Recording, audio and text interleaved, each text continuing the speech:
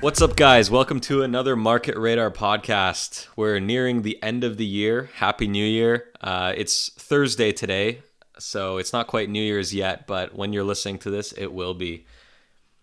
So, year to date, coming into the end of the year, not looking too hot. Nothing has recovered from the start of the year. We've got the Dow Jones leading, only 10% away from break even. NASDAQ, however, needs a 49% move upwards to recover this drop that we saw this year. As we know, though, NASDAQ leads to the downside, but also leads to the upside. Same with the S&P, not as much as the NASDAQ, but relative to the Dow, those will be outperforming in a bull market. So keep an eye out for that. This smells like opportunity. A 49% move to break even. That's opportunity right there when you see divergence like this. So we'll be looking for that in the next year. Let's take a look at the regime.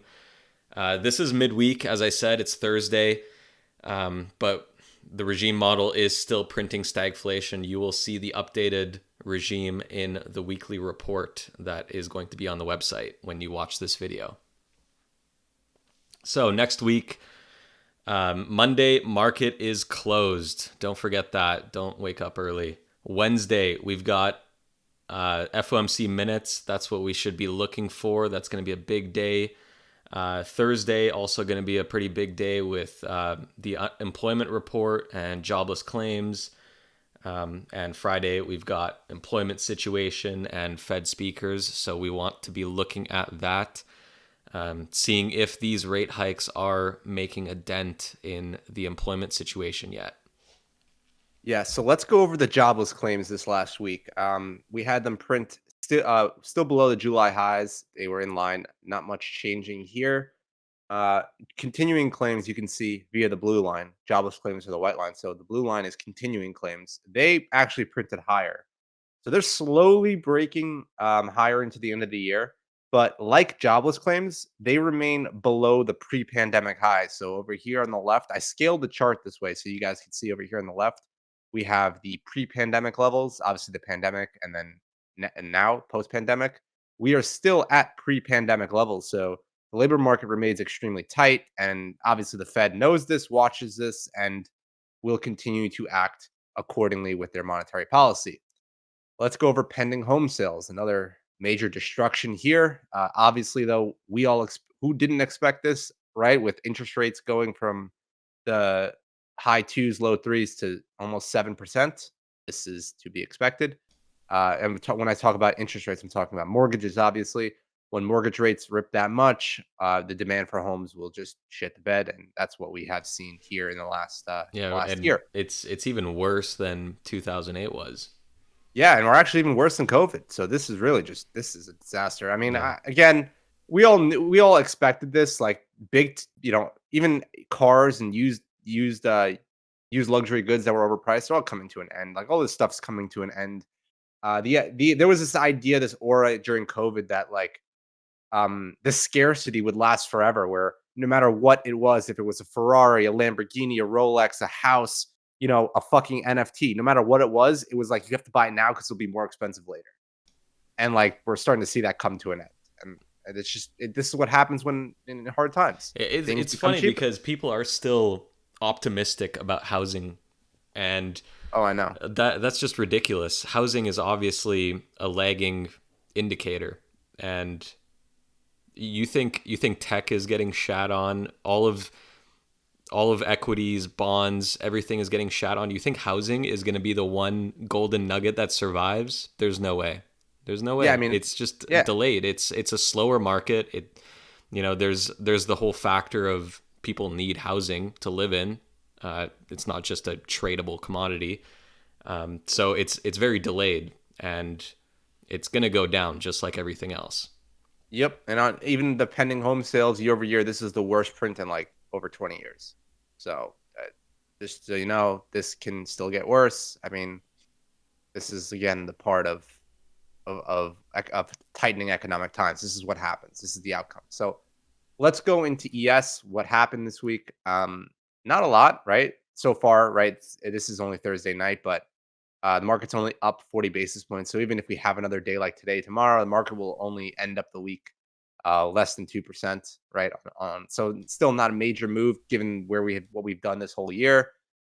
These moves off the lows, we've called most of these moves off the lows. We've expected them.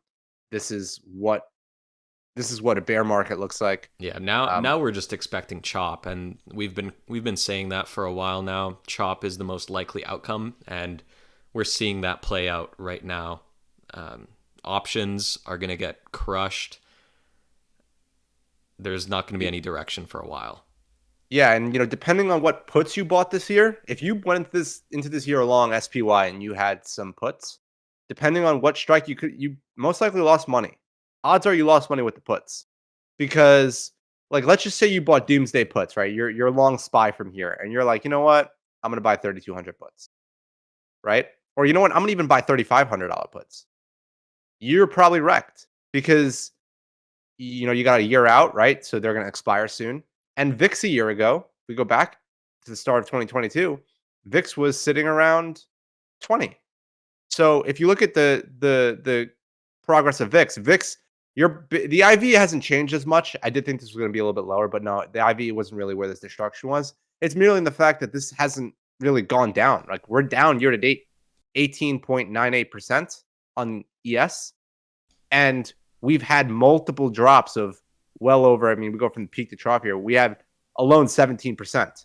So the market has dropped this year to date performance to the downside in patterns consecutive times already. Right. And that's why it's just so important to know which regime are you in. We knew we're in stagflation. Stagflation typically does not have direction. So it's not an easy, just short everything, buy puts on everything. That's usually what you get in deflation, which we avoided that bombshell. A lot of people got caught in that whole deflation trade, getting all their doomsday setups, but that's just not what happens in stagflation. Exactly. And even, let's just take a quick look at the tail index here. And for those that don't know, I tweet about this sometimes. I'll even remove DDAP to make it simple. What this is measuring demand for out of the money doomsday puts. So like think of black swan events, flash crashes, COVID type, like people that are buying way out of the money puts thinking the market's going to crash big. This is demand for it. Obviously, coming into the year, we were much higher. We were almost 3 times the value where we are right now. So demand for out of the money puts pretty much shit the bed the whole year. People just are not they are not thinking the market's going to really crash, and that just gives us the feeling that, hey man, listen, the odds of market chopping are high. It's just what it is. And same with bond market, but it's both bonds and equities. The risk there is that we chop until some direction emerges. But let's roll from this into gold, because there was some moves here this week in gold, and we'll take some of this off. Yeah, So people are getting hyped up on the whole gold trade. yeah, the Peter Peter Schiff, Schiff crew. Yeah. The Peter Schiff crew is getting Yeah. excited. God bless their souls, because honestly, they have some of the they're some of the most resilient people I know outside the Bitcoin crew. Literally, they are told to buy gold every fucking day. I'm not even joking. And like I know, so there are some guys out there that are putting a piece of every paycheck into gold. God bless your soul, just please. God bless. Um, this thing was bullish trend at the beginning of the year. If we go back to the start of the year around here, it was bullish trend. This was not a confident bullish trend for us. Okay. Reason being, real yields were well below zero. I'm going to draw a quick line here on the chart so you guys can see. Look to the left axis here. This is the zero line for real yields, the red line. It actually it happens to be the Momo for gold right now, but we'll just look at the red line. I'll even make it bigger. I know it's hard to see on this screen, so let's there it is, that red line. So gold was sitting in a bullish trend, and real yields were slowly moving off their lows of being, -1%. And real yields, for those that do not know what they are, I will explain them again. Real yields are the difference between the nominal rate and the market priced break even rate, the break even inflation rate. Okay, that's the rate that's you're expected to or the inflation rate you're expected to incur throughout the duration of that whatever you're looking at. If it's 10 years, 30 years, Right. etc. So So plain English, it's what your return is on a 10-year bond after inflation is taken into account. That's what the real yield is, right? So you're taking the rate that you're getting today on the open market, nominal, what the 10-year is, minus the expected inflation rate. That's then you get the real yield, right? It's not you're not taking the rate you're seeing on the 10-year minusing it by CPI. That is for rookies. And the amount of actual financial professionals that argued with me at the beginning of the year about real yields going even lower because CPI was going to go higher, it was just ridiculous. I can't even tell you. There's DMs and there's public threads again going back and forth about this nonsense. It's funny how in the market it's almost like no one knows anything. It's the most level playing field you can get. Right. Yeah. It's hilarious. So, gold makes this move up, starts rallying, right? Gold's going up to 2000 an ounce. And this entire time we were saying, look, this moves, something's wrong here. There's a disconnect. Real yields are going to rise over the long term because the Fed's going to hike rates, which is inherently bullish for real yields. And real yields did dip, which gave the extra squeeze here in gold. And then real yields took off and gold shit the bed. And this was the primary reason for not being long gold in this bullish trend because a lot of people will say, look, risk off, gold's bullish trend. Why are you not long gold? Well, number one, bonds weren't bullish trend. Typically, these are going to align together. Bonds and gold are going to be bullish trend at the same time. They should check each other out pretty much. I mean, listen, if bonds are bullish trend and gold isn't, it's one thing. But like if gold is bullish trend and bonds are deep bear, don't. It's there's a problem. Obviously, the bonds were telling you real yields have upside risk. Obviously, they did. They moved higher. Gold was this was a fake out. A lot of people got smoked. The downside, gold then fell. And you can look at the year-to-date performance. It's only negative 46 basis points. So you could argue, oh, listen, it's better than the market. Yeah, but like it's unnecessary risk. It's Right. And unnecessary. You didn't need to take this risk. we're It's useless. so we're seeing the same thing happening right now. Right. And I'm going to actually overlay. So before we go into real, we're going to talk about real yields, right? Before we talk about real yields quickly, let's close out the correlation here. If I were to overlay this, this is the TradingView ticker DFII10, which is the real yield for the 10-year treasury. It's currently 1.58%. And if I were to overlay this on the chart of what you see here, the candlestick chart, which is gold, and I overlay and I add the correlation between the two, you will see that historically there's a negative correlation. There are blips like we saw here where the correlation can actually pop positive and then it will eventually revert to a negative correlation. Yeah, but And it seems even to spend at least 80% of its time yes. almost at a 1-to-1 negative correlation. Now, before we continue with gold here quickly, just so you guys know, when I say real yield, you'll hear me say this a lot on Twitter. Real yields up, gold and bonds down.